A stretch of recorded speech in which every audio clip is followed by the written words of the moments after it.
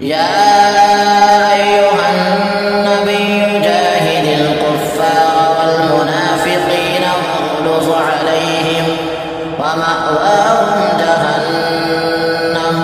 وبئس المصير